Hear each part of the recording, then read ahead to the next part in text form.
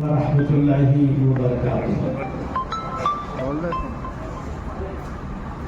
भाई आते वक्त तो आपने बड़ा जोरदार सलाम किया, तो पहले सलाम फिर कलाम, तो मैंने सलाम किया, तो अब बच्चों को भी जवाब देना था। अस्सलाम वालेकुम वरहमतुल्लाहि वबरकातुहू। सुभान अल्लाह, अल्हम्दुलिल्लाह। स्टेज पर बैठे हैं हमारे कांग्रेस के बड़े नेता सलीम पटेल साहब, जोशी साहब, मेरे साथ आए वरिष्ठ पत्रकार आदिल सईद साहब। में आना तो हमारे पूर्व मुख्यमंत्री दिग्विजय सिंह जी को था। अकबर भाई बड़े दिनों से कोशा थे और मुलाकात उससे हो भी गई, टाइम भी तय हो गया था, लेकिन चुनाव की वजह से और जो कुछ भी सियासी मसरूफियात हैं उसकी बिना पर वो आज के दिन नहीं आ पाए। उन्होंने आगे की डेट थी, लेकिन फिर उसके बाद इम्तहानात का सिलसिला शुरू हो जाएगा, इसलिए अकबर भाई ने हमने सब ने मिलकर तय करा के प्रोग्राम कर दिया जाए। दिग्विजय सिंह जी को हम बाद में बुलाकर, इधर वाले लोग ज़्यादा समझेंगे, बच्चे जरा कम समझ पाएंगे, पुराने लोग भी समझेंगे कि 6 दिन पहले हमने हिंदुस्तान के पहले शिक्षा मंत्री मौलाना अबुल कलाम आज़ाद का शिक्षा दिवस में यौम पैदाइश मनाया। मैं इनसे तो नहीं पूछूंगा, लेकिन इन बच्चों से पूछना चाहूँगा कि कितने बच्चों ने मौलाना अबुल कलाम आज़ाद का नाम सुना? हाथ नीचे करो। मौलाना के नाम से मत करना, अबुल कलाम आज़ाद के नाम से हाथ उठाना। माशाल्लाह, काफी बच्चों ने सुना है।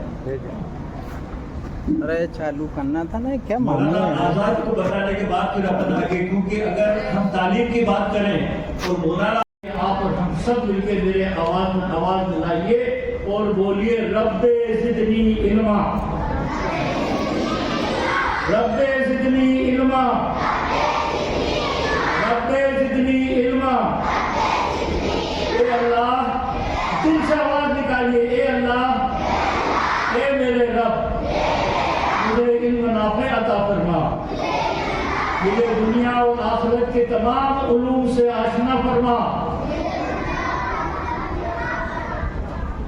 देखिए, आपने वादा करा है, शरई वादा करा है, याद रखिए इस वादे को। आपका वक्त लिया, बहुत बहुत शुक्रिया। अकबर भाई का शुक्रिया, शक मत करिए। आखिरी बात जाते जाते कहता हूँ, अकबर भाई ने छोटी सी बात मुझे कही, मैं समझ गया, क्योंकि मैं जानता हूँ ना, मैं भी तो आपकी कहूँगा ही हूँ, क्योंकि हमारी हमेशा यूँ रहती है, हम हमेशा शक की निगाह से देखते हैं। कोई कितना ही नेक काम करे, मेरी 99 काम की कहा था, आदिल सईद साहब ने कहा कि नहीं साहब 100% कि 100% हम चेक करते हैं, कुछ नहीं तो हम यही कहेंगे जरूर इसका कोई मतलब है, जल्दी तो ये पैसे वैसे खर्च करके और ये इसमें काम कर रहे हैं। खुदा के वास्ते ये मत करिए, ये आपका सेवा नहीं है। आपका काम तो ये है कि आप मदद करें, जो छोटा सा नेकी का काम कर रहा है उसकी मदद करें। आप इन पर शक मत करिए। मैं 30 सालों से ये आदमी मेरे साथ जुड़ा हुआ है, जिन्हें क्या क्या इल्जाम इनके ऊपर भी आते हैं, मेरे ऊपर भी आते हैं, वो तो आते रहेंगे, इसकी परवाह नहीं करना है कि पटेल साहब बैठे हैं, हमीद भाई बैठे हैं, नवाब भाई बैठे हैं, ये सब इल्जामों के घेरों में से ही यहाँ निकल कर आए हैं और इल्जामों ने हमें मजबूत कर दिया है। लेकिन आपको कम से कम इन बच्चों में इल्जाम न लगाने की आदत की तरफ ध्यान दीजिए, इल्जाम न लगाइए, अपने काम करने वाले पर भरोसा करिए। बहुत बहुत शुक्रिया। अस्सलामु अलैकुम वरहमतुल्लाहि वबरकातुहू।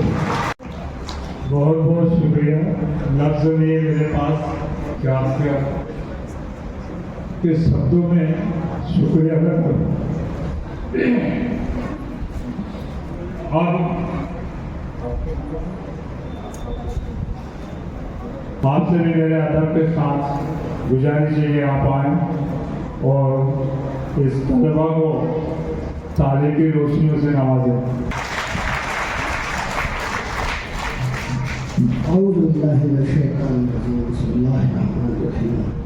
नाज़रीन अस्सलाम वालेकुम व रहमतुल्लाहि व बरकातुहू।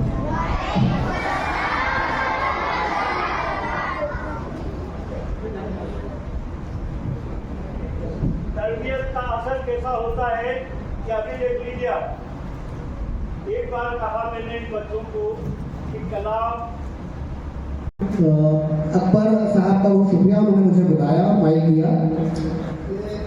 बात शुरू करूँ उससे पहले मैं बच्चों से बात करने इसलिए आ गया कि यही हमारा मुस्तकबिल है और वो मुस्तकबिल मुझे नजर आ रहा है कि मैं आपको तरफानी हूँ।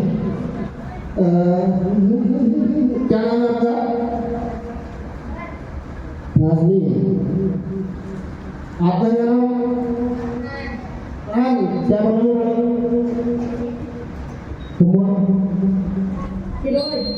हीरो। Very good.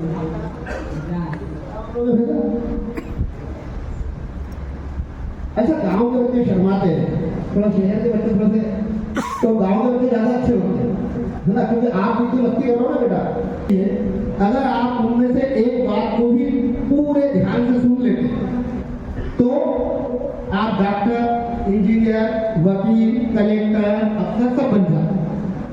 हम लोग भी आपके जैसे सरकारी स्कूल में पढ़े, मदरसे में पढ़े, मस्जिद के मकतब में पढ़े, है ना बेटा? लेकिन हमारी एक आदत थी, कि जब भी कोई बड़ा बोलता था तो हम चुपचाप सुनते थे। ठीक है, तो मैं आपके पास इसलिए आया हूँ, मैंने आपसे ध्यान किया, आपने जवाब दिया, सर ने तारीफ की। मैं आपके पास इसलिए आया हूँ कि जब मैं बोलूँ तो आप सब क्या करेंगे? गौर से सुनेंगे। क्यों सुनेंगे? क्योंकि अब मैं जो बात करूँगा वो कुरान शरीफ के हिसाब से करूँगा और कुरान को हमेशा खामोशी से सुनना चाहिए कि नहीं चाहिए? चाहिए कि नहीं? तो मैं बोलूँगा तो आप मस्ती करेंगे कि चुपचाप रहेंगे? चुपचाप रहेंगे कि मस्ती करेंगे? जो ठीक है, जो मैं माइक में बोल रहे हैं पक्का? कोई बोलेगा नहीं बीच में? ताली जरूर बजाना। लेकिन अकबर भाई के लिए, अकबर साहब के लिए बहुत यहाँ लिखा है पिछड़ा वर्ग, मध्य प्रदेश मुस्लिम पिछड़ा वर्ग विकास परिषद। जिस जगह, जिस कौम में, जिस समाज में, जिस गांव में, जिस जिले में अकबर भाई जैसे लोग हों, हलीम साहब जैसे बड़े लोग हों, पार्षद मुन्ना भाई जैसे लोग हों और सलीम पठान साहब जैसे लोग हों, इतने बुजुर्ग लोग हों और इतने अच्छे अच्छे बच्चे हों, वो ज्यादा दिन तक पिछड़ा नहीं रह सकता। रह सकता है क्या? पीछे वाले आप लोग पिछड़े रह सकते हो क्या? कभी नहीं रह सकते। और आप पिछड़े इसलिए भी नहीं रह सकते क्योंकि आपके पैगंबर सल्लल्लाहु अलैहि वसल्लम पर जो किताब उतरी, उस किताब में सूरत उतरी, एक आयत उतरी। वो क्या उतरी? हाँ, क्या उतरी? हमने पढ़ के बताता हूँ, इसकी एक लाइन पढ़ के बताता हूँ बेटा। एक तो रब्बी ज़िदनी उल्मा उतरी, है ना, कि अल्लाह क्या करे, हमें इल्म की तौफीक दे। एक आयत वो लिखी है, रब्बी शरह ली सदरी अमरी व अहल मुफ्ततम लिसानी यफ़क़हू क़ौली सदक़ल्लाहु अलज़ीम। ए अल्लाह, हमारी जुबान खोल दे और हमें हक बात बोलने वाला बना दे। क्या बना दे? हक बात बोलने वाला बना दे। और एक क्या उतरी? या अय्युहल मुज़म्मिल क़ुमिल लज़ीना, ए चादर में लिपट कर सोने वाले उठ। ये आप सल्लल्लाहु अलैहि वसल्लम को बोला गया। क्यों बोला गया? क्योंकि जो जमाना आप सल्लल्लाहु अलैहि वसल्लम का था वो अनपढ़ों का जमाना था, जाहिलों का जमाना था, पिछड़ों का जमाना था। वहाँ पर अल्लाह के रसूल सल्लल्लाहु अलैहि वसल्लम को अल्लाह कुरान शरीफ में हुक्म दे रहा है कि ए चादर में लिपट कर सोने वाले उठ खड़े हो और क्या कर, इस अंधेरे को रोशनी में बदल दे। उसके बाद अल्लाह के रसूल सल्लल्लाहु अलैहि वसल्लम उठ खड़े हुए। फिर आप पूरे 23 साल तक कभी नहीं सोए मतलब कभी आपने आराम नहीं किया। आपने क्या किया? आप हर पिछड़े, हर गरीब, हर अनपढ़, हर कम, हर समझदार, हर तालीम, हर आबिद के पास गए और उसे वो तालीम दी, वो शिक्षा दी जिसका जिसका अलग इस मंच से जगाया जा रहा है, जिसके लिए बातें हरीम साहब ने की, ये बातें सुनने लायक थी, ये बातें जहन में उतारने लायक थी। मुझे बड़ा अच्छा लगा कि पीछे के लोग बहुत ध्यान से सुन रहे थे। ये जी शऊरी की बात है। ऐसे ऑडियंस इंदौर में भी नहीं मिलते। हम इंदौर में से बहुत सारे बच्चों में जाया करते हैं, लेकिन इतना अच्छा सुनने वाले बच्चों फिर बात कर रहे हो। मैं इतनी लंबी बात करूंगा तो बेटा हो गया आप, ठीक है? तो ये कुरान शरीफ ने हमें दर्श दिया है कि हमें हर जगह उठ खड़ा होना है, हर बुराई के खिलाफ उठ खड़ा होना है। और कुरान शरीफ में एक दर्श और दिया है, लकुम दीनुकुम वलिय दीन। ये दीन तुम्हारा दीन तुम्हारे लिए और हमारा दीन हमारे लिए। यहाँ पर लव भाई बैठे हैं, लव जोशी जी बैठे हैं, वहाँ साहब बैठे हुए हैं। मैं आपको बताना चाहता हूँ कि कुरान शरीफ ये कहता है कि आपका धर्म आपके लिए और मेरा धर्म मेरे लिए। मैं नमाज पढ़ूंगा, रोजा रखूंगा, हज करूंगा, ज़कात करूंगा, आप पूजा करेंगे, प्रार्थना करेंगे, हम सब का धर्म है। लेकिन हम सब का रिश्ता जो है वो क्या है? वो इंसानियत का रिश्ता।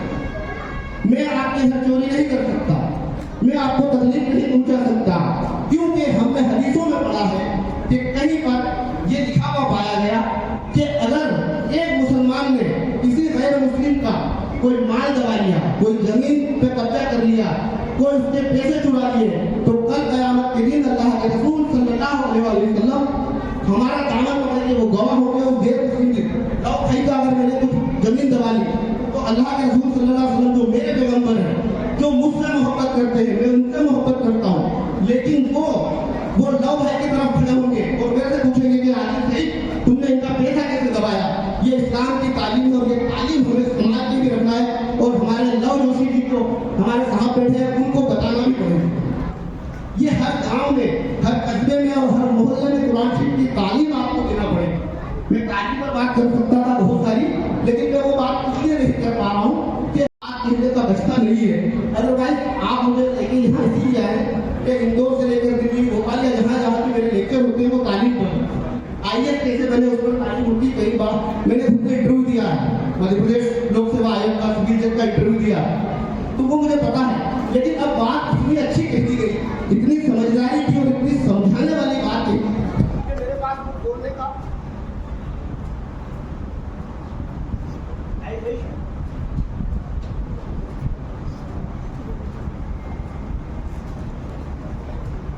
मेरे पास बोलने का ये मौका था कि आप और हम जो यहाँ बैठे हैं, वहाँ बैठे हैं, वहाँ बैठे हैं, वो ये समझे कि हमें इस देश को लेके कहाँ जाना है, हमें इस देश को किनके कांधों पर छोड़ के जाना है। ये कांधे अपने एक उम्र को पहुँच चुके हैं और उस उम्र में भी उनका ये जज्बा है कि वो आपको यहाँ इकट्ठा कर देते हैं, वो आपको यहाँ समझा देते हैं, वो आपके लिए मजमा लगा लेते हैं, हम जैसे लोगों को बुला लेते हैं, स्कूल भी जाते हैं। कहने का मतलब ये है कि जो बच्चा मकतब में, छोटे से मस्जिद के मकतब में पढ़कर इतना अच्छा बोल सकता है, मंच पर बिना काम पे बोल सकता है, माइक पर बोल सकता है, यकीन जानिए अगर वो बच्चा मदरसे में पढ़ रहा होता तो कितना अच्छा बोलता, कितना धर्मनिरपेक्ष बोलता, कितना देश के प्रेम वाला होता, कितना इंसानियत की भलाई बात करने वाला होता। तो ये तालीम का निज़ाम है। बस जरूरत इस चीज़ की है कि इस तालीम के निज़ाम को हम अपने देश के सेकुलर, अपने देश के संविधान से बांधे रखें। एक तीसरा माता हूँ, मेरा बेटा इसको भी पता है, 1.5 लाख रुपए फीस है, तो वहाँ वो बच्चे को तालीम क्या दे रहे हैं कि गांधी जी, भगत सिंह को गांधी जी ने, अगर गांधी जी चाहते तो भगत सिंह को फांसी से बचा सकते। मेरे पास ये खबर है कि मुझे मिलने है, जब मैंने टीचर से पूछा आप क्या पढ़ा रहे हैं, तो वो बोलते हैं कि हमने तो कहीं पढ़ा ही नहीं, तो व्हाट्सएप पर पढ़ा। मैडम व्हाट्सएप यूनिवर्सिटी से निकलो, इस देश के गाँव और गलियों में जाओ, इतनी मोहब्बत किसी है, ये व्हाट्सएप यूनिवर्सिटी मोहब्बत को नफरत में बदल दी। इस नफरत को दूर करना है। फिर उनको समझ में आया, पहले ये आपको गलत पढ़ाया जाए। फिर मैंने राउंड टेबल कॉन्फ्रेंस वगैरह जो बच्चे बैठे जो समझते हैं चीज़ों को गांधी डिबेट और सब समझाया उनको, तब उनको समझ में आया। मेरा कहने का मतलब ये है कि हमें लव जोशी जी जैसे लोगों को साथ में बैठे हैं, जैसे लोगों को सहायता करना, यही वो लोग हैं जो हम लोगों को एकता में बांधे रखेंगे। और जब हम एकता में बंधे रहेंगे तभी ये देश तरक्की कर पाएगा, क्योंकि इस देश को तरक्की देना आपका और मेरी जिम्मेदारी है, बच्चों की जिम्मेदारी है। ये बहुत अच्छा प्रोग्राम आपने करा, बहुत शुक्रिया मुझे यहाँ बुलाया। आप लोग इसी तरह प्रोग्राम करें। हौसला आते रहे और आप लोगों को अपने साथ मिलता रहे। वाकई हम इस देश को विश्व बना कर बढ़ेंगे, लेकिन वो हम हमारे तरह से बनाएंगे, किसी खास नजरिए की तरह से नहीं बनाएंगे, उस तरह से बनाएंगे जो इस देश के 2 करोड़ लोग चाहते हैं। बहुत शुक्रिया। सबसे पहले तो मैं इस मालिक का शुक्रिया अदा करूंगा जिनकी बदौलत आज भी आप सभी लोगों का दीदार कर सका, आपको मुलाकात कर सका। मंच पर बैठे हुए सभी सम्मानित अतिथिगण, मुख्य वक्तागण, बहुत छोटे छोटे मासूम बच्चे और सामने बैठे हुए क्षेत्र के सभी मुखिया लोग, मातृशक्ति,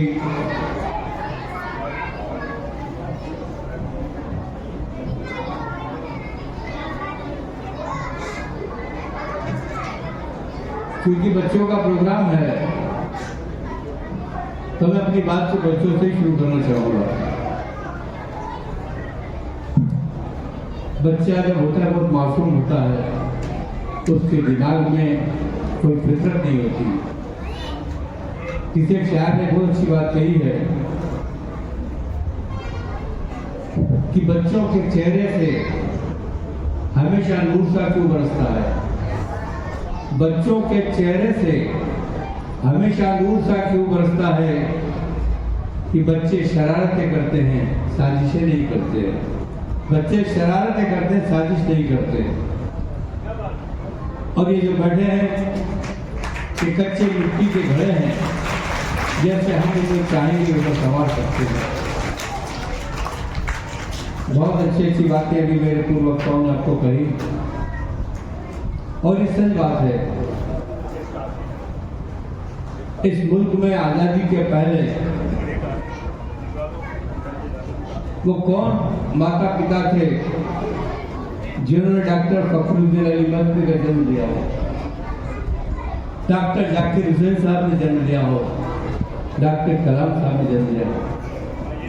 उनके वालिद और वालिदा ने उनको क्या सेवा दी होगी, पढ़ाई की होगी, क्या देश के सबसे बड़े मुकाम पर वो पहुंचे।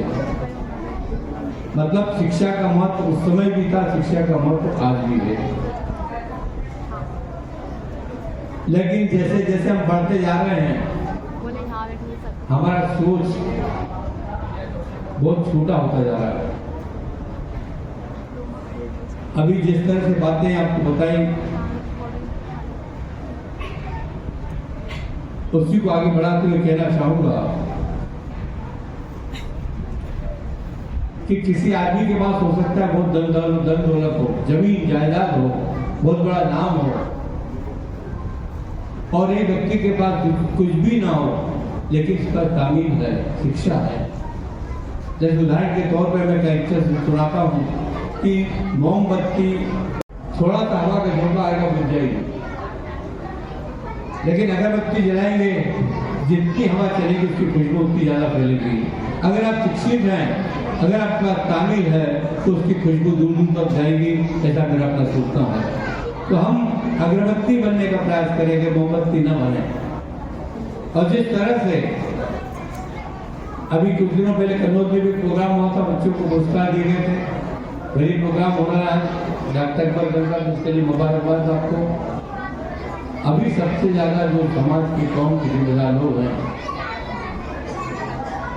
मेरे पूर्व वक्ताओं ने भी कहा कि बेटियां बहुत अच्छा प्रदर्शन कर रही हैं, लेकिन बालक उतना अच्छा भी प्रदर्शन नहीं कर पा रहे। करना हो जाए उसको मोटरसाइकिल में मत चलाना, और बिटिया जब तक 18 साल की हो जाए उसको मोबाइल में चलाना। अगर क्योंकि मेरा खुद का भी सोचना है कि देश को, इस कौम को, हम सबको बर्बाद करने में सबसे बड़ी भूमिका मोबाइल की है। जो चीज़ हमें नहीं समझना वो भी हम इसके माध्यम से समझ रहे हैं, और हमें धीरे धीरे एक कैटेस्ट्रोफ आयोजन के रूप में ये हमें हमारे समाज को, हमारे कौम को, हमारे आने वाली पीढ़ी को बर्बाद कर रहे हैं। मेरी आपसे बड़े आदर के साथ गुजारिश है, क्योंकि प्रोग्राम में खंडवा, बुरहानपुर आसपास के बहुत से जिलों के लोग आए हैं, सीधे इन्होंने मुझे बहुत मोहब्बत दी, बहुत प्यार दिया है। मैं उन सबका अपने विधानसभा खातीगांव में इस्तेमाल करता हूँ, स्वागत करता हूँ। एक बात तो छोटी सी सुनाऊंगा आपको। अभी का जो माहौल है, अभी के जो हालात हैं, ये बड़े गंभीर है। इसका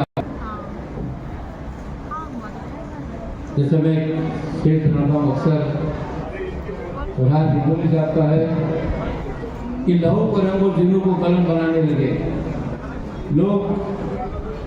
उस दिशा में लोगों को ले जा रहे हैं जहाँ नफरत की भाषा दिखाई जा रही है कि लहू को रंग जुनू को कलम बनाने लगे, शहर को लोग अब शहर सितम बनाने लगे। अरे किसने छीन ली बच्चों के हाथ से मिट्टी, ये किसने छीन ली बच्चों के हाथ से मिट्टी। जो कल तक खिलौने बनाते थे वो बम बनाने लगे, जो कल तक खिलौने बनाते थे तो अब बम बनाने लगे।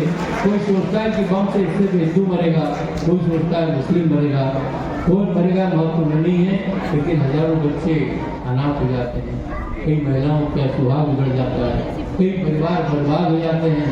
और किसी के मातम पर खुशी जाहिर करेंगे तो आने वाली पीढ़ी आपको बददुआएं देगी, आपको कभी आशीर्वाद नहीं देगी। मेरी आप सबको मुझे इंतजार है बहुत आदर के साथ, क्योंकि इस इलाके ने मुझे बहुत मोहब्बत दी है, इस कौम के लोगों ने मुझे बहुत मोहब्बत दी है। मेरा जब तक बस चलेगा, मेरे में जो भी ताकत है, क्षमता है, आपकी कौम की खिदमत में लगाने के पीछे नहीं रहूँगा, आपको विश्वास दिला सकता हूँ। साथ ही साथ एक छोटी सी बात और सुना के सलीम पटेल साहब चाहते थे कि मैं रुकूं, अभी मेरी इच्छा थी, लेकिन एक मेरा पारिवारिक कार्यक्रम है, उसको 2 बजे तक है, उसको जाना है। कि नवाब साहब को घोड़सवारी का बहुत शौक था। मैं सांकेतिक सुना रहा हूँ आपको, समझने का प्रयास करिएगा। एक नवाब थे, उनको घोड़सवारी का बहुत शौक था, उनका सेनापति था, उनके लिए बेहतरीन से बेहतरीन घोड़ा खरीद के लाता, उनसे सवारी कराता था। सेनापति ने सोचा कि सेनापति कौन है, उनको विचार कर बताऊँ नहीं मैं। सेनापति ने सोचा कि नवाब हमेशा घोड़े पे बैठ के सवारी करते हैं, क्यों आज में हाथी में उठा और बहुत सुंदर सा हाथी लेकर सजा के लाता है। और नवाब से बोलता है, नवाब साहब आप इस पे बैठिए। सेनापति का आवेश था, वो अपना हाथी पे बैठ जाते हैं। नवाब साहब हाथी पे बैठने के बाद से पूछते इसकी लगाम कहाँ है, इस हाथी की लगाम कहाँ है। तो सेनापति बोलता है, सारा नवाब साहब इसकी लगाम नहीं होती, इसमें हम कुछ होता है। तो नवाब तत्काल उतर गए कि मुझे ऐसी सवारी नहीं करना जिसका लगाम मेरे पास न हो, मैं वही सवारी करूंगा जिसकी लगाम मेरे पास हो। अब आपको क्या करना है कि हाथी पे बैठना है कि घोड़े पे बैठना है। समझ रहे होंगे कि दुनिया में आज जो हो रहा है, देश में जो हो रहा है, मोहब्बत की भाषा को मिटाकर नफरत की भाषा को जिंदा किया जा रहा है। वो न हर कौम में, जैसा अभी मेरे साथी ने कहा, किसी भी मजहब में, किसी भी चाहे कुरान हो, बाइबिल हो, रामायण हो, गीता हो, कोई भी मजहब की आपका धार्मिक ग्रंथ हो, किसी में भी नफरत की बात नहीं की गई है। ये तो हम लोगों ने पैदा कर दी है। और जो चीज़ हमने, वो हमसे बहुत ज्ञानी रहे, उनको दिमाग में रहे, जिन्होंने वो ग्रंथ लिखे, वो किताबें लिखी हैं, तो हम उसको पढ़ें, उसको समझें और मोहब्बत की बात करें कि मोहब्बत की बात का असर बहुत दूर तक होता है। मेरी आपसे सबसे बड़ा हाथ जोड़ की गुजारिश है, इस 4 पंक्तियों के साथ अपनी बात समाप्त करूँगा।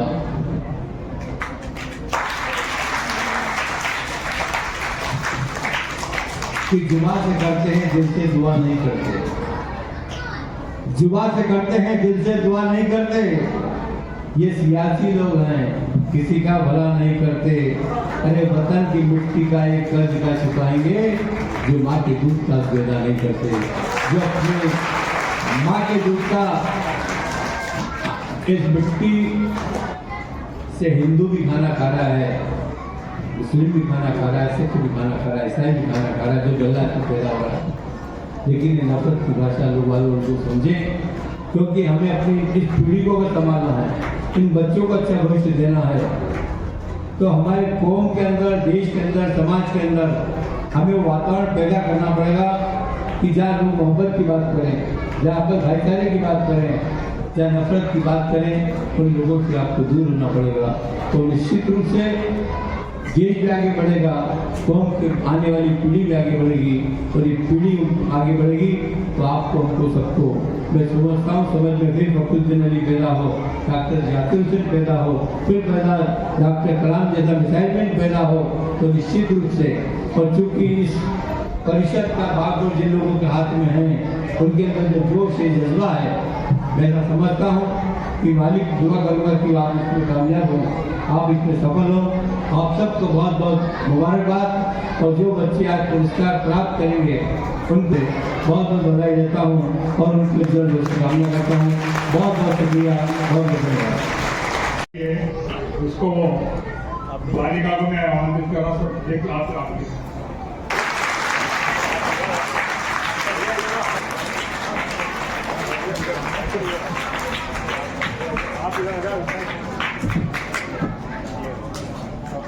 देखना यार।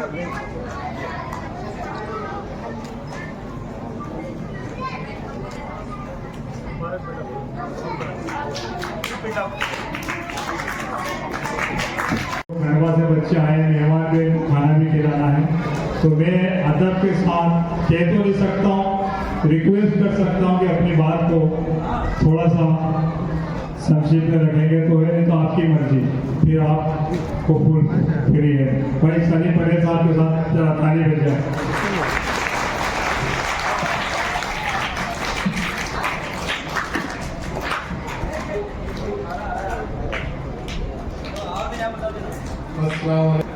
मदरसा बोर्ड के पूर्व चेयरमैन हलीम खान साहब, इनका मार्गदर्शन डॉक्टर साहब के साथ साथ मुझे भी मिलता है।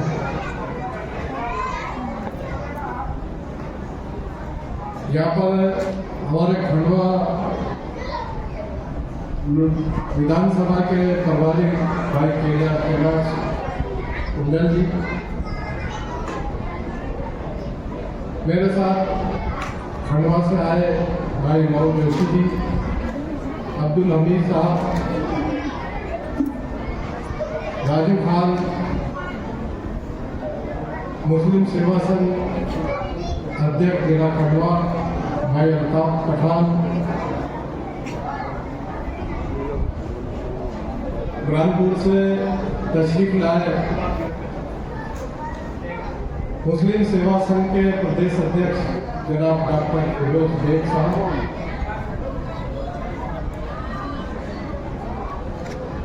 इंदौर से हलीम खान साहब के साथ तशरीफ लाए। बहुत अच्छा उनका तरीका मुझे लगा बच्चों को समझाने का, बड़ों को भी उन्होंने अच्छी तरह से समझाया, जैसे पत्रकार जनाब आदिल सईद साहब, और यहाँ पर मौजूद हजरात। हलीम खान साहब ने तालीम के ऊपर कुछ बोलने के लिए छोड़ा ही नहीं, शिक्षा के ऊपर, एजुकेशन के ऊपर सभी बोल दिया।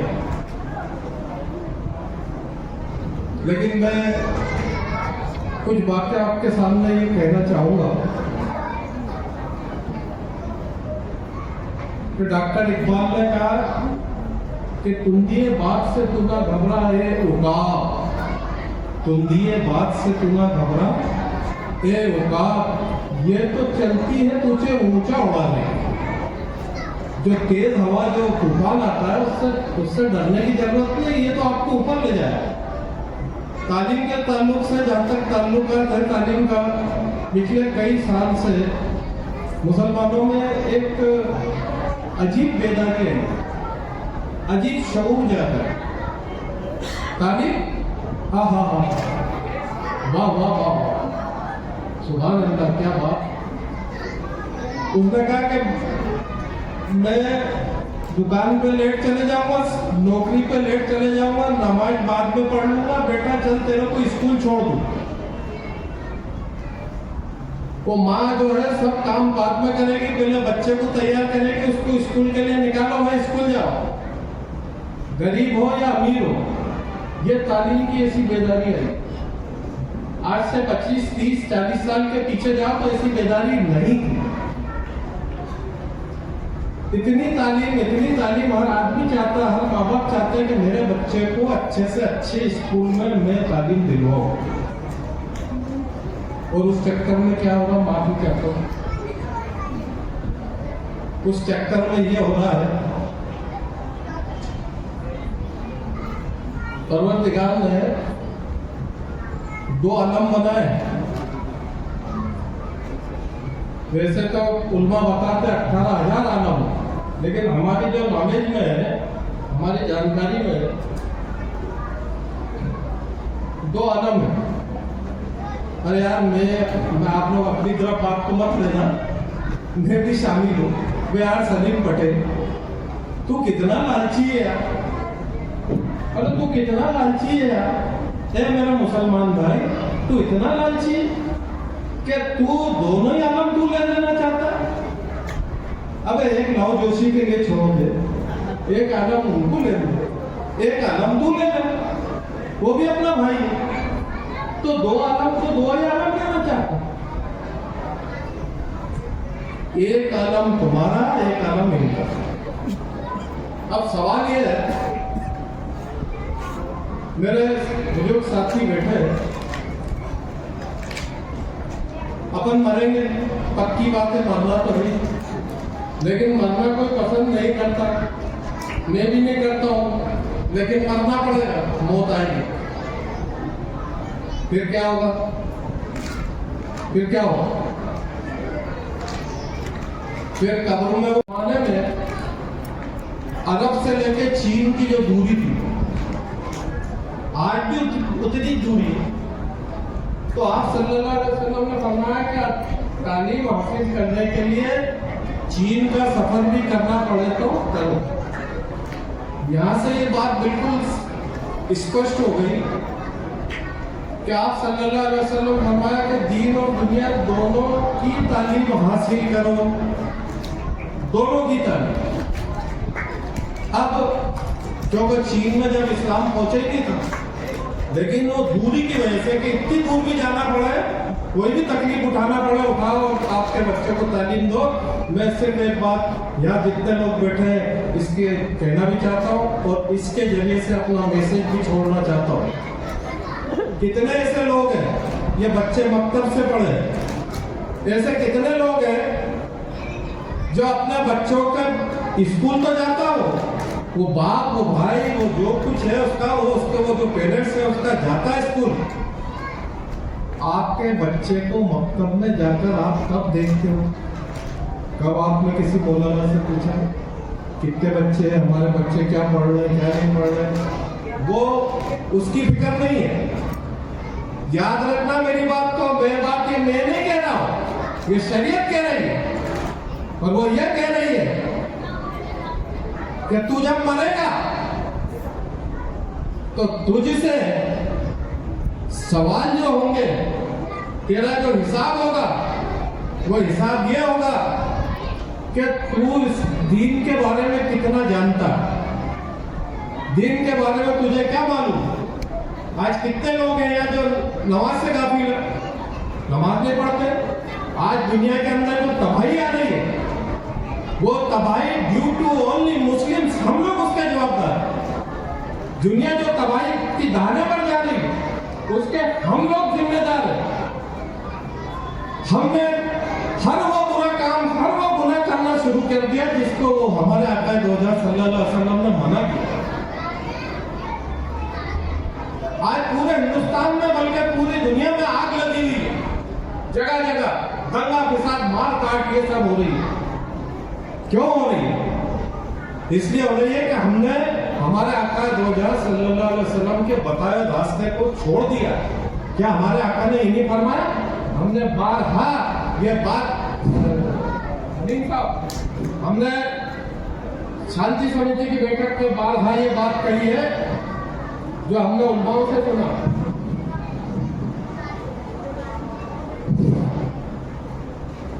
कुरान में अल्लाह फरमाता है, उसका मफहूम बयान करता हूं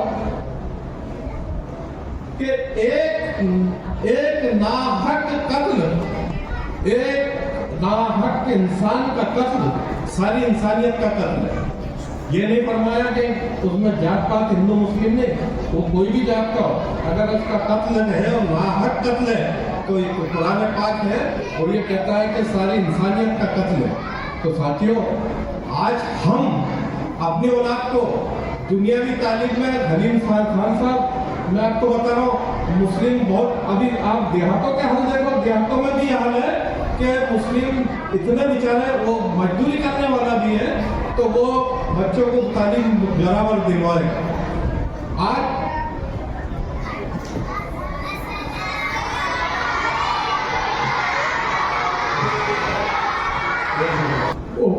भोपाल से तस्लीम लाए हुए तमाम हजरात का इस्तकबाल है। मैं ये अर्ज कर रहा था कि आज दुनिया जो तबाही के धाने पर खड़ी है उसकी जिम्मेदारी हमारी है, हमारी जिम्मेदारी है। हमसे कहा गया है कि जब तुम अच्छे अमाल करोगे तो दुनिया में राहतें आएंगी और उस राहत में सारी दुनिया के लोग राहत में रहेंगे, और जब तुम गलत काम करोगे, गुनाहों में मबलूस हो जाओगे तो तुम्हारे ऊपर मुसीबतें आएंगी और उस मुसीबत में सारी दुनिया शामिल होगी। आज हलीम खान साहब, हमारा यहाँ जो खंडवा है मध्य प्रदेश में, बड़ा संवेदनशील इलाका है। तो जब भी कोई झगड़ा पंगा होता है तो हम लोगों को डरना पड़ता है। तो हम कलेक्टर, जब तक तो इंसाफ करेगा तब तक तेरी हुकूमत कायम रहेगी, तेरी इज्जत और वकार कायम रहेगा। और तूने अगर ना इंसाफी की तो तेरा वकार और तेरी इज्जत खत्म हो जाएगी। हमने ये बात यहाँ मनसे ने, मैं इसके कलेक्टर सबको माफ करना, अलीम साहब ने परिचय दे दिया था, मैं थोड़ा सा सर्किट टाइप का आदमी। और आखिर में सुन लीजिए, हाजिरी में एक शेर बोल के बात खत्म करता हूँ कि शायर ने कहा, वो भी क्या लोग थे, बस मंजर में देख रहा हूँ मैं, चले जाना आप लोग, वो भी क्या लोग थे जो वक्त को अपने सांचे में ढाल ले। वो भी क्या लोग थे जो वक्त को अपने सांचे में ढाल गए, और ये भी क्या लोग हैं जो वक्त के सांचे में ढाल गए। शुक्रिया, अस्सलाम वालेकुम।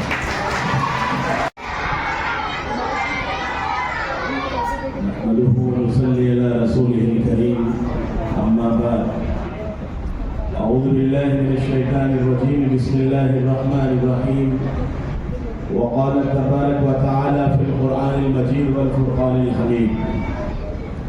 इक़रा बिस्मि रब्बिकल लज़ी ख़लक़, ख़लक़ल इंसान मिन अलक़। वक़ाल नबी सल्लल्लाहु अलैहि वसल्लम, तलबुल इल्म फ़रीदतुन अला कुल्लि मुस्लिम व मुस्लिमा। मुअज़्ज़ज़ उलमा इकराम और डाइस पे जलवा फरोज़ मेहमानान इज़्ज़ाम और इस मजलिस के रूह रवा डॉक्टर अकबर साहब और आपकी टीम, आज हम सब के लिए बड़ी खुशी और बड़ी सआदत की बात है कि अल्लाह ताला ने इस सरजमीन के ऊपर ऐसे जलसे का इनेकाद किया जिसको अल्लाह तबारक व तआला ने कुरान पाक में फरमाया, इक़रा बिस्मि रब्बिकल लज़ी ख़लक़, पढ़ो अपने रब के नाम से जिसने पैदा किया तुमको। आज उम्मत मुस्लिमा इस तालीम के मैदान से बहुत दूर है, जिसको अल्लाह ताला ने कुरान में सबसे पहली जो आयत नाजिल हुई इक़रा के बारे में कि पढ़ो, और हमारी कौम ने और हमारे उम्मत के लोगों ने इस चीज़ को भूल गए। अल्लाह ताला ने जिस किताब के ज़रिए, जिस दीन के ज़रिए शुरुआत तालीम से की हो और वही कौम तालीम को भूल जाए तो ये बड़े अफसोस और दुख की बात है। आप जानते हैं अल्लाह ताला ने इंसानों के लिए, इंसानों को ज़िंदगी गुजारने के लिए, दुनिया में रहने के लिए, दुनिया में ज़िंदगी गुजारने के लिए एक सिस्टम दिया, एक तरीका दिया है।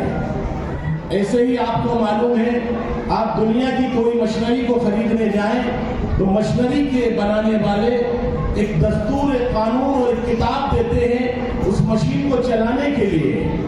इसी तरह अल्लाह ताला ने इतनी बड़ी कौम को, इतनी बड़ी इंसानियत को बनाया कि अल्लाह ताला इस कौम के लिए, इस इंसानियत के लिए बगैर किसी किताब के, बगैर किसी दस्तूर के, बगैर किसी किताब के क्या इस कौम को ऐसे ही छोड़ देंगे? नहीं, अल्लाह ताला ने हर जमाने के अंदर, हर दौर के अंदर अल्लाह ताला ने एक किताब दी है और इस किताब को आप सब जानते हैं, वो किताब कुरान पाक है। अल्लाह ताला ने हमें जिंदगी गुजारने के लिए, हमें दुनिया में रहने के लिए, हमें किस तरह खाना है, किस तरह पीना है, किस तरह शादी करना है, किस तरह खरीदो फरोख्त करना है, यहाँ तक कि किस तरह खेती करना है, और यहाँ तक कि अगर बच्चा भी पैदा हो तो उसका भी तरीका बताया है कि उसको भी किस तरह से हमें उसके लिए परवरिश करना है, उसको किस तरह पाल पोस कर जवान करना है। तो अल्लाह ताला ने इंसानों की जिंदगी के लिए, इंसानों को दुनिया में रहने के लिए एक किताब दी है। वो किताब कौन सी है? कुरान। देखिए माशाअल्लाह, बच्चे भी इस बात को जानते हैं। ये बड़ी खुशी की बात है कि अल्लाह ताला ने हमें ये नौजवान नस्ल दी है। अगर हम इस किताब को भूल जाए, इस किताब को छोड़ दें, तो समझ लीजिए जैसे जानवर जिंदगी गुजारता है और एक ऐसे इंसान बगैर किताब के, बगैर पढ़े हुए जिंदगी गुजारेगा, तो वो भी समझ लीजिए जानवरों की तरह है, क्योंकि उसको नहीं मालूम किस तरह खाना है, किस तरह पीना है, किस तरह रहना है। अल्लाह ताला ने इंसानों की जिंदगी के लिए एक सिस्टम दिया है, तरीका दिया है। ऐसे ही आपने देखा दुनिया के अंदर कोई मुल्क, कोई हुकूमतें बनती है तो उस हुकूमत के साथ एक दस्तूर बनाया जाता है, एक कानून बनाया जाता है, एक ये कहिए कि संविधान बनाया जाता है। इस मुल्क के जब हिंदुस्तान ये आजाद हुआ तो इस मुल्क को चलाने के लिए, इस मुल्क के लिए, इस मुल्क के निजाम को बनाने के लिए उस वक्त के हमारे अक्लमंद लोगों ने एक सिस्टम बनाया, एक दस्तूर बनाया, और वो संविधान है। वो तरीका कि मुल्क कैसे चलेगा, ये मुल्क किस तरह से चलेगा। अगर संविधान कोई कानून न बनाए तो कोई कहेगा ये हो जाए, कोई ये करेगा, कोई वो करेगा, ये मुल्क नहीं चल पाएगा। तो इसी तरह जब मुल्क को चलाने के लिए इंसानों ने कानून, एक दस्तूर, किताब को बनाया, तो अल्लाह ताला ने इंसानों को चलाने के लिए, इंसानों को जिंदगी गुजारने के लिए भी किताब दी है। अगर हम उस किताब को छोड़ दें, उस किताब के मुताबिक न चले, तो मेरे भाइयों ये जिंदगी खत्म हो जाएंगी, तबाह हो जाएंगी, जानवरों के मानिंद हो जाएंगी। तो इसलिए अल्लाह ताला ने हमें क्या बनाया? मुसलमान बनाया। तो सबसे पहले ये वादा करें कि हम इस्लाम के मुताबिक जिंदगी गुजारेंगे, इस्लाम के मुताबिक चलेंगे। हमारी जिंदगी पैदाइश से लेकर वफात तक इस्लामी होगी, कायदे से, तरीके पे होगी, नबी पाक हुस्न के तरीके पर जिंदगी गुजरेगी। फिर उसके बाद अल्लाह ताला ने जो दुनिया में रहने के लिए आज हमें तालीम के नाम से, एजुकेशन के नाम से आज पीछा किया जाता है, पीछा करने की कोशिश की जाती है। भाई पीछा करो, इनको पीछे डालो, आगे बढ़िए, आप आगे निकले, आप एजुकेशन की लाइन में जाइए। आज अगर तालीम होगी तो हमारी नस्लें, हमारी कौमें सुधार लाएंगी, और अगर सुधार नहीं होगा, एजुकेशन, तालीम नहीं होगी, तो मेरे भाइयों जब जिंदगी होती है, जहालत वाली जिंदगी होती है और एक पढ़ी लिखी जिंदगी होती है। अल्लाह ताला ने कुरान पाक में भी फरमाया, कुल हल यस्तविल लज़ीना यअलमून वल्लज़ीना ला यअलमून। एक पढ़ा हुआ आदमी और एक जाहिल आदमी बराबर नहीं हो सकते। यूं कह लीजिए कि एक जाहिल और एक पढ़ा हुआ ये बराबर नहीं हो सकते। तो अल्लाह ताला ने इल्म की वजह से उसके अंदर शऊर पैदा होता है, उसके अंदर एक बेदारी होती है, उसको तरीका होता है जिंदगी गुजारने के लिए। तो मैं इस बात से बहुत खुश हूँ कि हमारे अकबर साहब ने इस प्रोग्राम के लिए तालीम में जो अच्छे नंबर हासिल कर, आप देख रहे हैं स्कूलों के अंदर तालीम के नाम पर मेरे भाई बिगाड़ पैदा किया जा रहा है। जब तालीम अच्छे हाथों में जाएगी, अच्छे लोग उसके चलाएंगे, तो वो तालीम आगे बढ़ेगी। और आज हम इस मुल्क में देख रहे हैं सरकारी स्कूलों को खत्म किया जा रहा है, सरकारी स्कूलों को जीरो किया जा रहा है। क्यों? कि वो तालीम की बात करते हैं लेकिन तालीम देते नहीं है। वो चाहते हैं कि महंगे महंगे स्कूल हो प्राइवेट लोगों के। दुनिया के अंदर जिन लोगों ने तालीम के ऊपर ध्यान दिया, वो जिन लोगों ने डॉक्टरी के ऊपर ध्यान दिया, मैं ये कहता हूँ अगर हमारे मुल्क की हुकूमत सही काम करे और ये ठान ले कि हमें तालीम हर इंसान को लाजमी कर दे, कंपलसरी कर दे और तालीम को फ्री कर दे, तो मैं कहता हूँ जो आज बेईमानी है, चोरी डकैती है, कहीं हॉस्पिटल के नाम से, कहीं इंजीनियर के नाम से, कहीं किसी के नाम से, मेरे भाई बर्बाद करने के लिए, कौम के लिए। जब तालीम फ्री हो जाएगी, आप बताइए कोई डॉक्टर बनता है 2 करोड़ 3 करोड़ में जाके वो डॉक्टर बनता है। जब वो डॉक्टर बनेगा तो मैं आपसे पूछता हूँ, वो डॉक्टर आपको लूटेगा या नहीं लूटेगा? जो आदमी 3 करोड़ 2 करोड़ खर्च कर तालीमी लाइन से डॉक्टर बनेगा, फिर उसके बाद वो इलाज के लिए 5 लाख और 10 लाख रुपए लेगा। मेरे भाइयों, फिर आप बताइए गरीब का इलाज कहाँ होगा? तालीम उसको नहीं होगी तो यही होगा कि बड़े बड़े डॉक्टर और डकैत बैठे होंगे। और आप तो देखते रहते, सुनते रहते हैं, मरीज मर चुका है लेकिन उसको वेंटिलेटर पे लगाए हुए हैं, बिल बन रहा है, उसका घूम रहा है। क्योंकि वो भाई जिस लाइन से वो पैसे देके आया है वो पैसा वसूल करेगा नहीं करेगा? अगर इस मुल्क की हुकूमत सही हो, इस मुल्क की हुकूमत ईमानदार हो, मेरे भाइयों, अगर उस पर मेहनत कर ले, दुनिया के अंदर आप देखिए, अमेरिका के अंदर, इंग्लैंड में जाके देखिए, तालीम बच्चों की फ्री है, कोई एजुकेशन पर पैसा नहीं, कोई मेडिकल पर पैसा नहीं लिया जाता।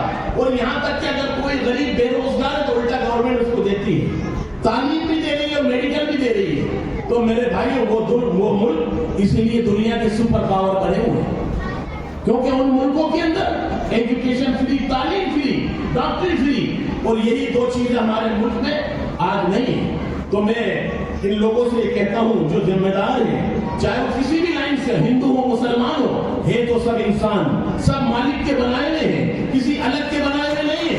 मेरे भाइयों, आज भेदभाव किया जाता है, नफरतें फैलाई जा रही है, लड़ाई झगड़े पैदा किए जा रहे हैं हमारे आपस में। याद रखिए, जिस मुल्क के अंदर सियासत की राजनीति मजहबी होती है, मजहबी राजनीति जिस मुल्क में होगा वो मुल्क कभी तरक्की नहीं करेगा।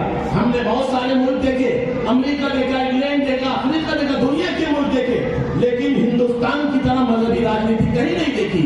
और उसी का नतीजा है ये मुल्क आज गरीबों की कतार में जाके खड़ा हो रहा है, भुखमरी और गरीबी बढ़ती जा रही है। जिस गवर्नमेंट ने इस मुल्क की, आप सोचिए, उस मुल्क की गवर्नमेंट को ये चाहिए था कि लोगों को रोजगार देती, तिजारत देती, इंडस्ट्री देती, फैक्ट्री देती, वो आज 80 करोड़ लोगों को 5 किलो अनाज दे रही है। सोचिए इस मुल्क की सोच क्या है, जो 5 किलो 10 किलो गल्ला और चावल दे रही है। मेरे भाइयों, इनको गल्ला चावल की जरूरत नहीं, इनको एजुकेशन की जरूरत है, इनको फ्री मेडिसिन की जरूरत है, फ्री तालीम की जरूरत है। इनको जिसकी जरूरत है वो नहीं दे रही, उधर से ध्यान भटका के मस्जिद और मंदिर की तरफ आपको लग रही है, ये पढ़ाई जा रही है। अगर हमने, हिंदुओं ने, मुसलमानों ने इस नफरतों को खत्म नहीं किया तो ये मुल्क कभी बाकी नहीं रहेगा, कभी इत्तेफाक इत्तेहाद कायम नहीं हो सकता। और दुनिया की ताकतें तो ये चाहती है इस हिंदुस्तान के टुकड़े करवा दिए जाए, इस हिंदुस्तान को लड़वाया जाए, इस हिंदुस्तान में नफरतें फैलाई जाए। मुसलमानों, हिंदुओं, मैं आप तमाम लोगों से ये कहना चाहता हूँ, इस मुल्क को हमारे जैसे बड़ों ने 47 से पहले हिंदू मुसलमानों ने सिख ने मिलकर इस मुल्क के लिए कुर्बानी दी, फिर इसके लिए कुर्बानी देने की जरूरत है। चोर और डकैत और मुल्क को बेचने वाले, अगर हमने उस मुल्क को, इसको मुल्क को बचाया नहीं तो ये मुल्क हमारा कल बाकी नहीं रहेगा। आप खड़े होइए, आप नौजवान हैं, आपकी नस्लें, आपसे ये कहता हूँ, हिंदुस्तान दुनिया का वो मुल्क है जो किसी की इकोनॉमी पे नहीं चलता, ये अपने अंदर की इकोनॉमी पे चलता है, क्योंकि ये खुद इतना मजबूत है। दूसरे मुल्कों को हमने देखा, बाहर के लोग आते हैं, बिजनेसमैन करने आते हैं, बिजनेस करने आते हैं, तिजारत करने आते हैं, लेकिन दुनिया का हिंदुस्तान ऐसा मुल्क है जो कृषि और खेती के ऊपर ये मुल्क चलता है। 80% इस हिंदुस्तान के अंदर, इस इंडिया के अंदर, भारत के अंदर आपकी खेती से आमदनी होती है, और जिस मुल्क में खेती से आमदनी होगी कभी मुल्क फेल नहीं हो सकता। तो ये मुल्क बहुत मजबूत है और आज भी मजबूत है, लेकिन जरूरत इस बात की, मैं ये कहता हूँ, अगर ये हिंदुस्तान ईमानदार लोगों के हाथ में चला जाए तो ये मुल्क कभी गरीब नहीं होगा, कभी फकीर नहीं होगा, यहाँ के लोग भीख मांगने वाले नहीं होंगे। आपने सुना होगा 900 साल मुसलमानों की इस मुल्क में हुकूमत रही है, मुसलमानों ने 900 साल इस मुल्क में हुकूमत की है। अंग्रेज काय के लिए इंग्लैंड से इस मुल्क में आया, वो डाका डालने आया था, वो ये जानता था कि हिंदुस्तान उस वक्त सोने की चिड़िया थी, जो सब थी नहीं थी, यहाँ लोग बैठे किस नाम से जाना जाता था। मुसलमानों ने ईमानदारी से इस मुल्क को 900 साल चलाया है। आज 70 साल हुए इनको, हाथ उठा के वादा करिए कि इंशाअल्लाह हम अपने बच्चों को पढ़ाएंगे। हमारे बड़े हज़रत मौलाना सैयद अरशद मदनी साहब ने आप सोचिए, एक बार भूखे रहो, एक बार खाना खाओ, लेकिन अपनी कौम को, अपनी नस्लों को पढ़ाओ। अगर तुमने अपनी कौम को, अपनी नस्लों को नहीं पढ़ाया तो कल पूरी कौम तुमसे सवाल करेगी कि हमारे बड़ों ने हमें तालीम नहीं दी। आप पढ़ाइए, अपने खर्चों को रोकिए, अपनी जरूरतों को रोकिए, अपने बच्चों को तालीम दीजिए। और ये अकबर भाई ने ऐसा काम करके कौम के अंदर, आप अपने बच्चों को मदरसे के अंदर दीनी तालीम देंगे, जब बच्चे डॉक्टर और इंजीनियर बनेंगे तो कल वो अपने माँ बाप का सहारा बनेंगे।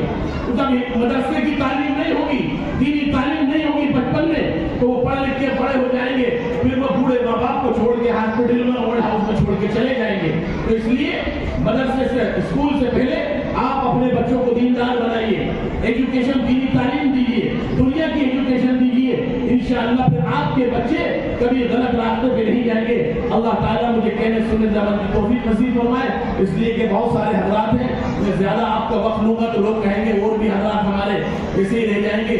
मैं डॉक्टर अकबर साहब का मशकूर और ममनून हूँ।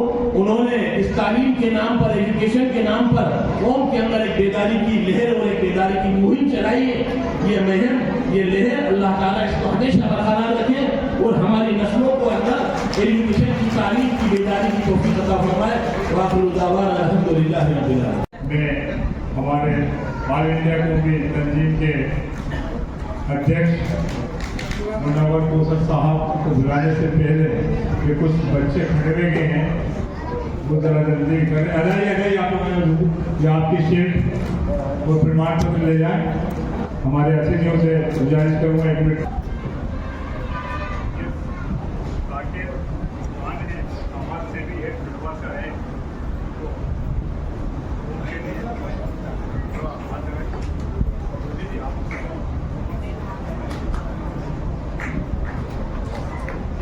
साथ कह रहा हूँ कि मैं बहुत व्यस्त रहता हूँ।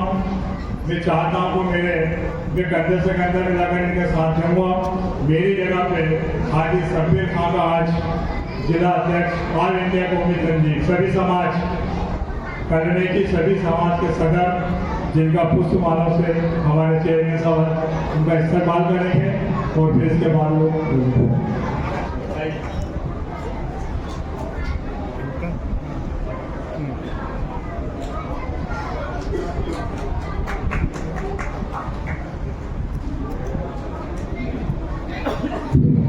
तक आप लोगों के साथ आते हैं। आप माननीय कौसर साहब आपको संबोधित करेंगे।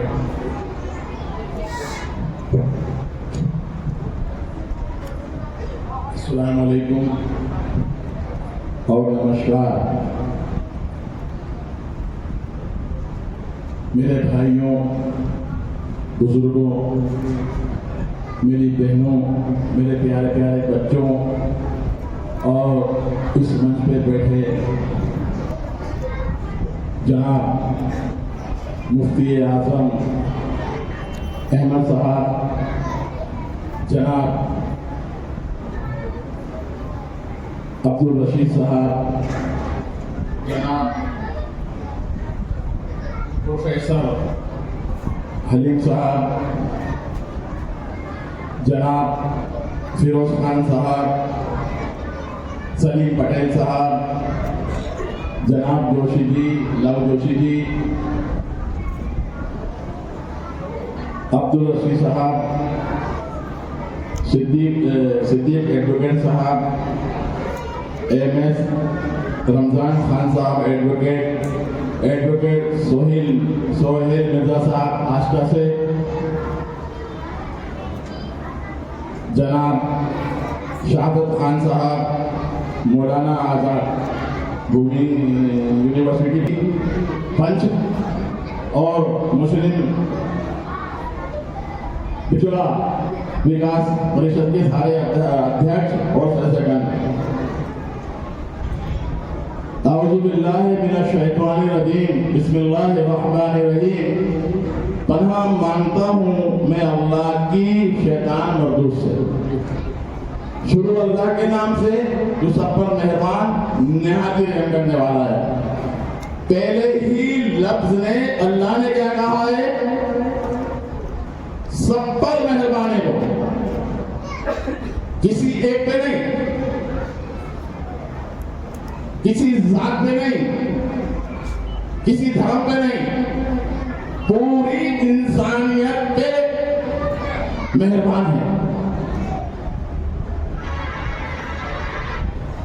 अभी देखा मैंने और मुझे तो बहुत खुशी होती है कि ये मुल्क,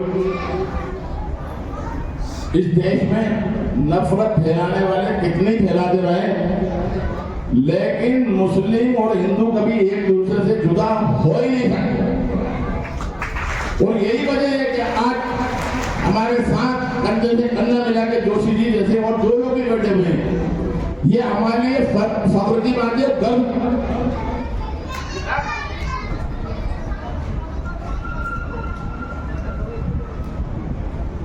हेलो हेलो, ठीक। तो मेरे भाइयों, दोस्तों, मेरे प्यारे प्यारे बच्चों, इस्लाम मजहब कभी जाति बात नहीं सिखाता, कभी नफरत नहीं सिखाता।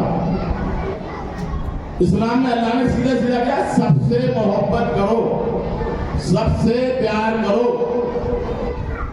और हर इंसान की मदद करो। मुसलमान नहीं कहा है। आप जिस काबिल हैं, अगर आपको किसी की जरूरत महसूस होती है, वो कोई भी हो, किसी भी जात का हो, किसी भी धर्म का हो, किसी भी मजहब का हो, आपको उसकी मदद करना है। और तवक्कल तो अल्लाह, सिर्फ अल्लाह पे यकीन रखना है। इन्नल्लाह मअस साबिरीन।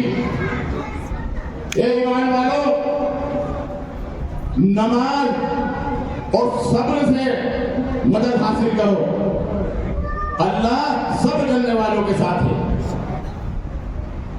और अल्लाह जिसके साथ हो जाए, उसका कोई बाल बाका कर सकता है? बताइए, नहीं कर सकता।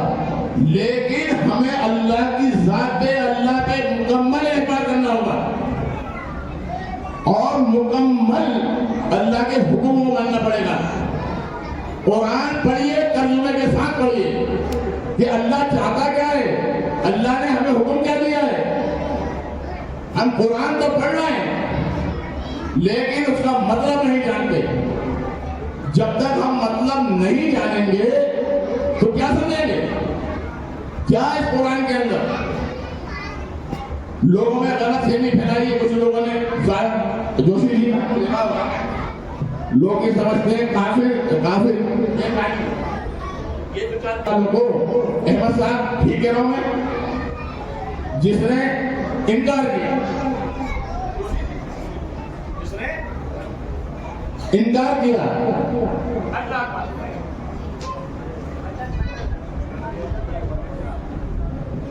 अल्लाह का। लेकिन मैं ये कहना चाहता हूं, अल्लाह का इनकार के साथ साथ अरबी के अंदर कोई भी आदमी किसी भी का इनकार कर दे, वो उसके लिए वो काफिर हो गया। अहमद भाई ठीक है। मैंने पढ़ा इब्राहिम अलैहिस्सलाम जब ईमान लेके आए थे तो उनके वालिद ने कहा था, इब्राहिम तुम काफिर हो गए, कहा था नहीं कर रहा। तो काफिर लफ्ज़ जो है कहीं भी इस्तेमाल होता है, लेकिन ज्यादातर जो अल्लाह को नहीं मानते हैं उनके लिए इस्तेमाल होता है। काफिर का मतलब इनकार करने वाला। सबसे पहले तो आप ये ध्यान रखिए।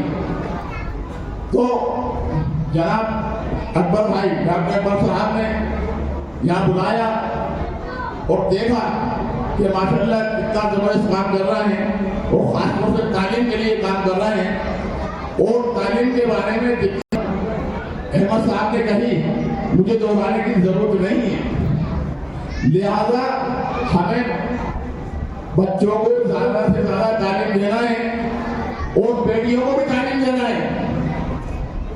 बेटी पढ़ती है तो पीढ़ी बढ़ती है, बेटी पढ़ेगी तो खानदान पढ़ेगा, उसके बच्चे पढ़ेंगे। तो मेरे भाइयों और दोस्तों और मेरे प्यारे प्यारे बच्चों, बेटा आप लोगों को ज्यादा से ज्यादा बहुत अच्छी तालीम, ज्यादा से ज्यादा अच्छी तालीम बनना है। आप सोचो किसी को डॉक्टर बनना है, किसी को इंजीनियर बनना है, किसी को IAS बनना है, किसी को IPS बनना है, ये अपने दिल और दिमाग में बिठा लो पढ़ाई हमें करना है और कुछ ना कुछ बनना है और अपने अखलाक बसी रखो, लोगों से मोहब्बत करो, आपस में इत्तेहाद इत्तेफाक।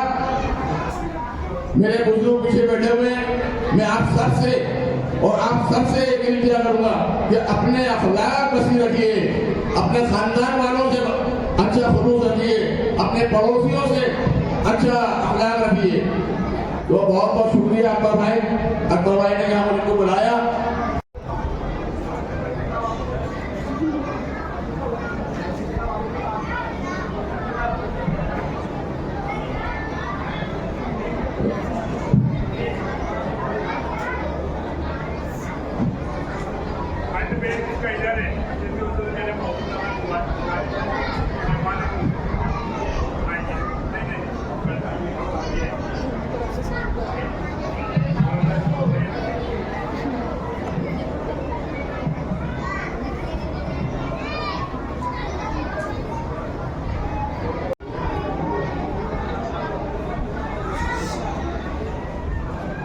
डॉक्टर अकबर साहब का मैं बहुत शुक्रगुजार हूँ जिन्होंने इतना शानदार प्रोग्राम कौम के लिए मुनक्किद किया। मंच पर बैठे तमाम एहतराम काबिल मुफ्ती साहब, मेरे गुरु शरीफ पटेल साहब, प्रोफेसर हरी साहब, नवजोशी जी और तमाम मुहर्रिर कराम, मुझसे पहले जितने साहिबान ने कहा है, अब मुझे नहीं लगता कि कुछ बोल पाऊँ, मगर मैं तालिबे इल्मों जो मेरे सामने बैठे हैं इनसे थोड़ा सा मुखातिब होना चाहता हूँ। बेटा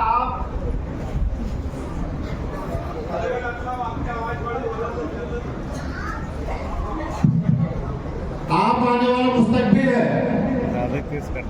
आप मकतब से पढ़ने के बाद स्कूल पढ़िए, मदरसा पढ़िए और दुनिया को बता दीजिए कि आप किसी से पीछे नहीं, आप काबिल हैं।